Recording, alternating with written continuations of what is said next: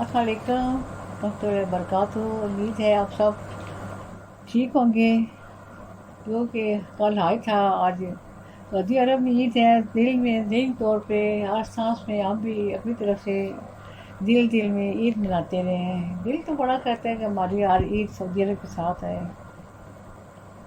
बस एहसान का होता है, इसको तस्लीम करना पड़ रहा है। दिल नहीं मानते, लेकिन दिल की क्या बात है, दिल तो और भी बहुत सी बातें नहीं मानते हैं। बस अल्लाह सुबहान का हुक्म है कि चाँद देख के आपने ईद करनी है।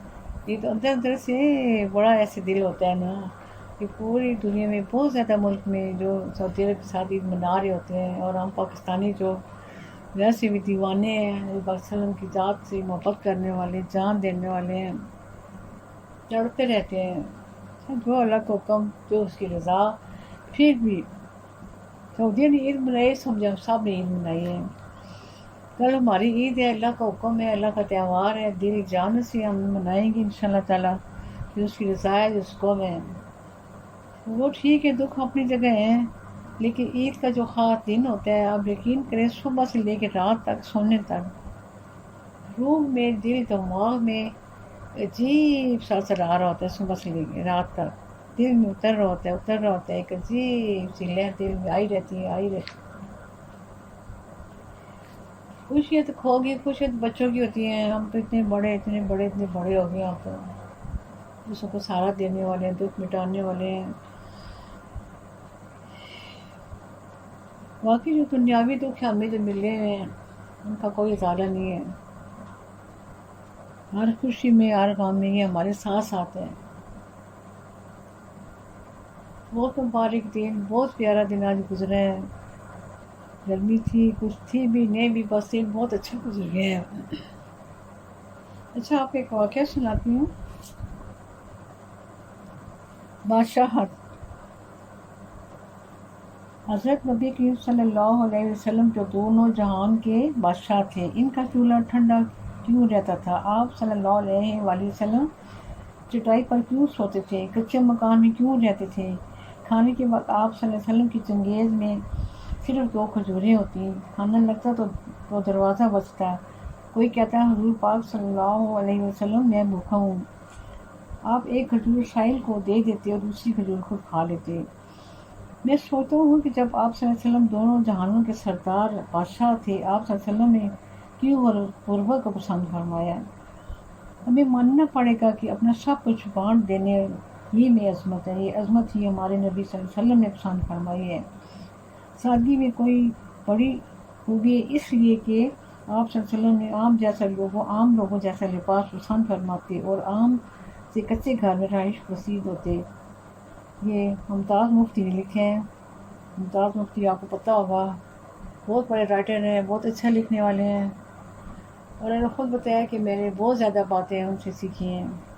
उनका नाम भूल गए। उनके दोस्त भी थे और बहुत अच्छा लिखने वाले थे।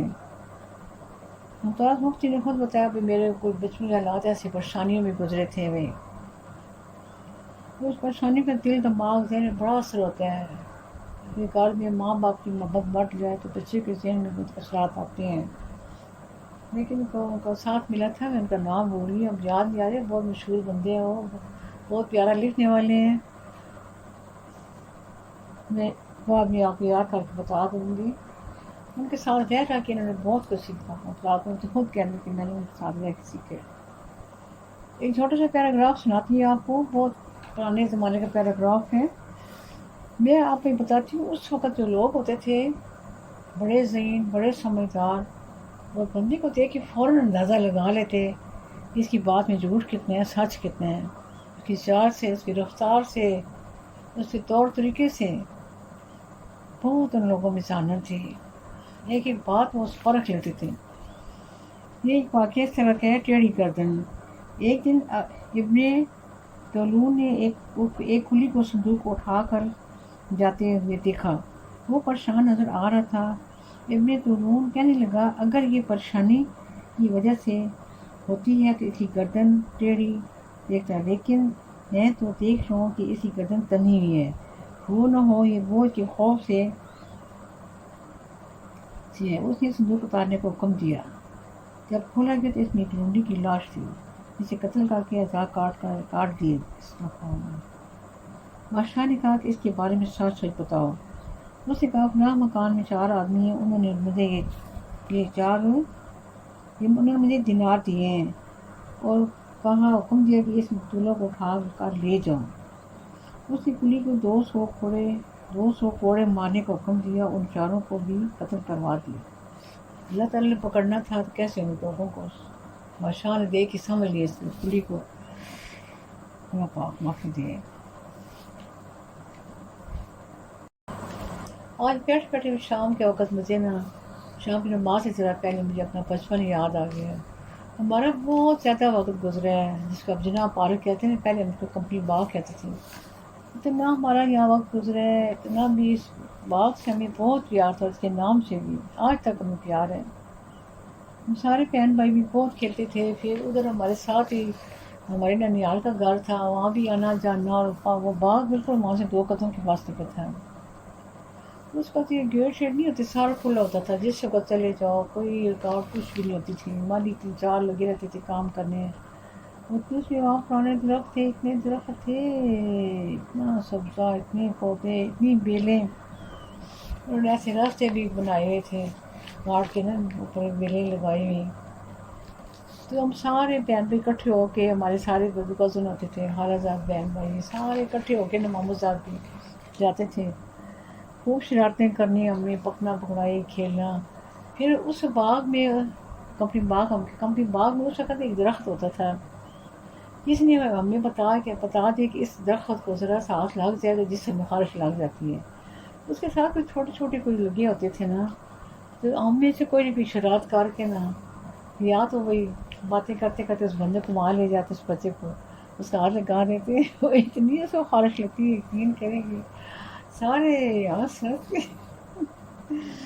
اس کا چھوٹا سا کوئی خرچہ تھا وہ اٹھا کے چپے سے اسے بازو بھی کونے پہ لگا دیں، پھر سارے تماشا دیکھے، بہت مزہ آتا تھا۔ اور اس وقت وہاں پہ ایک پودا ہوتا تھا سبز دھنیا کی طرح اس کو کھٹ مٹ کہتے تھے، وہ اتنی ہم کھاتے تھے بھی ہاتھ اتنا لمبا بھی وہ پودا ہوتا تھا، اس کے پتے اتنے کھٹے۔ آج میں سوچتی ہوں کہ ہم وہ دھوئے بغیر ایسے ہی کھاتے تھے، ہاتھ پتہ نہیں کب کے دھوئے ہوتے، لیکن پھر بھی اس ہمارے کوئی جراثیم نہیں تھی، کوئی گندگی، کوئی بیماری، کوئی چیز نہیں تھی۔ اب میں سوچتی ہوں ہم کیسے کھائے تھے، سارے جا رہے گروپ بن کے، اتنی کھٹ مٹ توڑ کے لاتے، اتنی، اور ایسے بکری کی طرح ہم کھاتے تھے اتنی زیادہ، مطلب وہ کھٹ مٹ میں جتنی یاد آ گئی، دل میں ایسا ہو گیا وہ کمپنی باغ میرے آنکھوں کے سامنے آ گیا، سارا باغ، سارے درخت، بہت درخت تھے، اتنے پرانے گھنے درخت، بہت ہی نظارہ اس باغ میں ہوتا تھا، اور اتنے پرندے ہوتے تھے، اتنی آوازیں آتی تھیں، اتنی رونق آتی تھی۔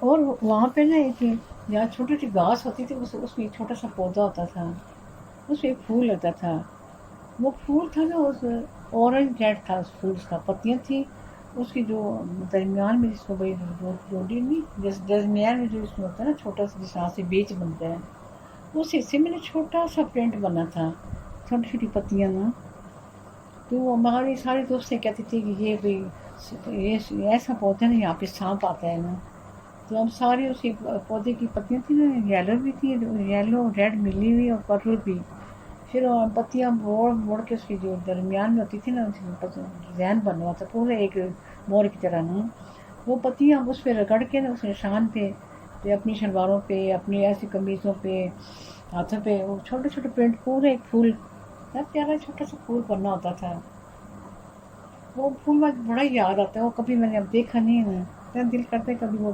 لمبی پتلیاں سی پتیاں تھیں، اور بہت بڑا پھول نہیں تھا، اور اس کی اتنی نازک پتیاں تھیں، ہم ایسی پتیاں ساری ان کو مروڑ کے تو وہ پھول درمیان میرا چھوٹا سا وہ جہاں بیج ہوتے ہیں وہ پورا چھوٹا سا پرنٹ بنا، مور بنی ہوئی تھی چھوٹی پتیوں کی، اتنا پیارا چھوٹا سا پھول بنتا تھا، وہ پتیاں رگڑ کے تھوڑی سی نمی آ جاتی تو ایسے ہم پرنٹ لگاتے تھے، تو مجھے یاد آتے ہیں وہ پھول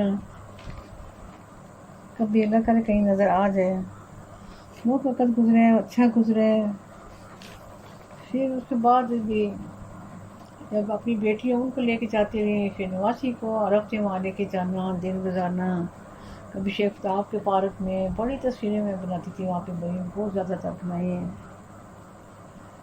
اسی کے ساتھ بھی اسما کا بھی بچپن یاد آ گیا، اسما تو واپس ہی نہیں آتی تھی، اسما کو تو بڑی مشکل تھی، میں چھوٹی تھی جب لارنس پور ہوتے تھے وہاں پارک چلی جاتی میں، اسکول کے پاس ہی تھا پارک، ہم بھی جاتے تھے اکثر اکثر عصر کے ٹائم میں، بہت مزہ آتا تھا وہاں پہ یار، وہ پیارا وقت ہوتا ہے، ہوا چالی ہوتی ہے، پودے سبزہ ایک نظارہ ہوتا ہے، یہ واپس نہیں آتی تھی، اسے میں سب نے بازو سے کھینچ کھینچ کے وہ بڑی مشکل سے گھر لاتے تھے، اتنی دیوانی تھی نا، بڑی دیوانی ہوتی تھی